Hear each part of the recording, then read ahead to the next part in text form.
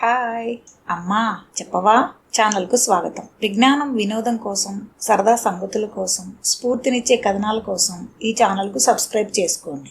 చిన్నప్పుడు 7 రాజకుమారులు వేటకెళ్ళి 7 చేపలు తీసుకొచ్చిన కథ చెప్పేవాళ్ళు కదా.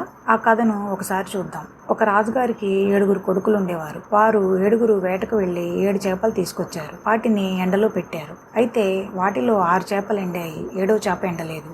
అప్పుడు ఆ రాజకుమారుడు వచ్చి చేప నువ్వెందుకు ఎండలేదు అని అడగగానే చేప నాకు గడ్డిమోపు అడ్డం వచ్చింది అంది.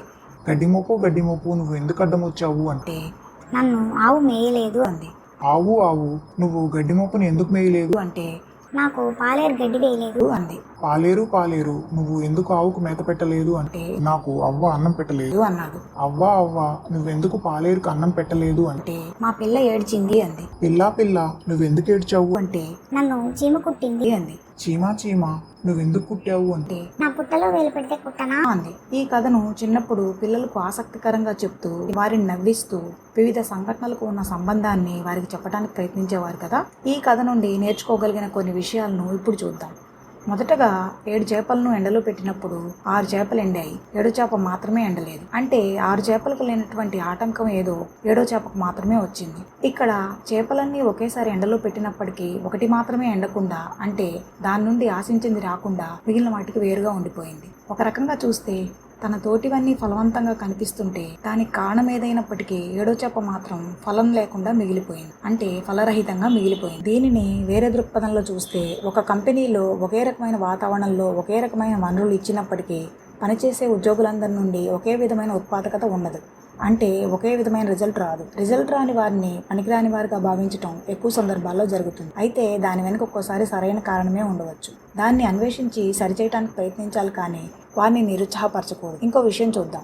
ఇక్కడ గమనిస్తే ప్రతి వాళ్ళు ఆ పని ఎందుకు చేయలేదు అన్నప్పుడు ఏదో కారణం చెప్తున్నారు. అంటే తప్పు తమది కాదు, కానీ వేరెవరో అడ్డం రావటం వల్లనే ఆ పని జరగలేదు అని చెప్పడం జరుగుతోంది. తమ పని తాము చేయకపోవటానికి వేరే వాళ్ళే కారణం, కానీ తాము కాదని ప్రతివారు చెప్తున్నారు. వేరే ఎవరో అడ్డం వచ్చారు, లేకపోతే ఇంకేదో అడ్డం వచ్చింది అనే ఒక సాకు చెప్పుకోవటం అనేది ఇక్కడ కనిపిస్తోంది. ఇంకో ముఖ్యమైన విషయం ఏమిటంటే ఆ గడ్డి మొప్పును తీసుకొచ్చి అక్కడ అడ్డం వేసిన వాళ్ళ గురించి చూస్తే ఇక్కడ 7 చేపలు ఎండబెట్టారు కదా, ఈ గడ్డిమోపు అడ్డం వస్తే చేపలు ఎండటానికి అడ్డం వస్తుందేమో అనే విషయం కూడా ఆలోచించకుండా దాన్ని అక్కడ పెట్టిన వారి గురించి చెప్పుకోవాలి.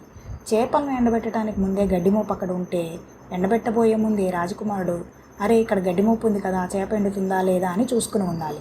ఒకవేళ చేపను ఎండబెట్టిన తర్వాత కనుక గడ్డిమోపును తెచ్చి పాలేరో లేదా ఇంకెవరో అక్కడ వేస్తే వాళ్ళు ఇది చేప ఎండటానికి అడ్డం వస్తుందేమో అని ఆలోచించి ఉండాల్సింది.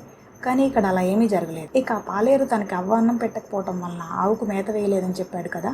అయితే అవ్వ అన్నం పెట్టినా పెట్టకపోయినా తను చేయవలసినటువంటి పని తాను చేయాలి. కానీ చెయ్యకుండా అవ్వ అన్నం పెట్టలేదు కాబట్టి నేను ఆవుకు మేత వేయలేదు అని చెప్పకూడదు. అవ్వ తనకి అన్నం పెట్టవలసిన టైంలో పెట్టలేదు, కరెక్టే. కానీ రోజు సమయానికి అన్నం పెట్టే అవ్వ ఆ రోజు పెట్టలేదంటే ఏదో సమస్య వచ్చిందేమో అని అర్థం చేసుకుని ఉండాలి. అలాగే కొంచెం ముందో వెనుకో ఖచ్చితంగా పెడుతుంది కదా, ఈలోపు నా పని నేను చేసుకుని వస్తాను అని వెళ్ళి ఉండాలి. కానీ తాను చేయవలసిన పని చేయకుండా తనకు రావాల్సింది మాత్రం ముందు తీసుకోవాల్సిందే. అలా అయితేనే నా పని చేస్తాను అనే మానవ స్వభావం, ముందు వచ్చేది వస్తేనే తర్వాత తాను చేయవలసింది చేస్తాను అనే తత్వం ఇక్కడ కనిపిస్తుంది. ఇక అవ్వ గురించి చూస్తే తనకు ఎన్ని పనులున్నా పిల్లను ఒక గంట గమనిస్తూ ఉండాలి. అది చీమల పుట్టలో వేలు పెట్టింది కనుక సరిపోయింది. అదే పాముల పుట్ట అయితే ఎంత సమస్య అయి ఉండేది. కనుక మనకి ఎన్ని సమస్యలు ఉన్నా పిల్లల్ని జాగ్రత్తగా గమనించుకుంటూ ఉండాలి. లేకపోతే కొన్నిసార్లు వాళ్ళు తెలియక చేసే పనుల వల్ల అయినా సరే కుటుంబం అంతా ఇబ్బంది పడే పరిస్థితి రావచ్చు. ఇక అన్నిటికంటే ముఖ్యమైనటువంటిది చిన్నపిల్ల. తెలుసో తెలియకో ఆటకాయితనంతోనూ అక్కడ ఉన్న చీమల పుట్టలో వేలు పెట్టింది. ఇది దానికి సంబంధం లేని పని. అయితే అది చీమల పుట్టలో వేలు తెలిసి పెట్టినా తెలియక పెట్టినా చీమ కుట్టింది, నొప్పి పుట్టి ఏడ్చింది. పిల్ల ఏడవటం వలన అవ్వ కంగారు పడి పాలేరుకు భోజనం లేకుండా చేసింది. పాలేరుకు భోజనం లేకపోవటం వలన ఆవుకు మేత లేకుండా పోయింది. దాని వలన గడ్డిమోపు అడ్డం వచ్చి చివరకు చేప ఎండకుండా మిగిలిపోయింది. మొత్తానికి ఇక్కడ ఒక చిన్న పిల్ల తెలుసో తెలియకో చేసినటువంటి ఒక చిన్న పని యొక్క ప్రభావం చేప ఎండకపోవడం అనే పెద్ద ఫలితానికి కారణమైంది. అంటే ఇక్కడ బటర్ఫ్లై ఎఫెక్ట్ అని కూడా మనం చూడవచ్చు. కొన్నిసార్లు మనం నేను ఈ పని చేస్తే ఏమవుతుందిలే, పెద్ద ఇబ్బంది ఏముంటుందిలే అని అనుకుంటాం. కానీ ఆ పని వలన మనతో పాటు మన కుటుంబ సభ్యులు, మనతో ప్రత్యక్షంగానో పరోక్షంగానో సంబంధం ఉన్న వాళ్ళంతా ప్రభావితం అవుతారు. ఈ కథలో చైనా ఫ్యాక్షన్స్ ఎంత చక్కగా కనిపిస్తున్నాయో చూడండి. తనకు అవసరం లేని లేదా సంబంధం లేని ఒక పనిని చేసిన చిన్నపిల్ల చేప ఎండకుండా పోవడానికి కారణమైంది. అంటే చిన్న పాప సరదాగానో తెలియకో చేసినటువంటి ఒక పని వలన ఎంతమంది వరుసగా ఇంపాక్ట్ అయ్యారో చూడండి. న్యూటన్ల ప్రకారం కూడా ప్రతి చర్యకి దానికి సమానమైన ప్రతిచర్య ఉంటుంది. కాబట్టి ఏ పనైనా సరే చివరకు సరదాగా చేసే పనులైనా కూడా పరిణామాల గురించి ఆలోచించకుండా చేయటం మంచిది కాదు. ఇప్పుడు కార్పొరేట్ ప్రపంచంలో కొంతమంది ఏం చెప్తున్నారంటే ప్రతి ప్రశ్నకి ఎందుకు ఎందుకు అని అన్వేషిస్తే దాని మూలం తెలుస్తుంది అని.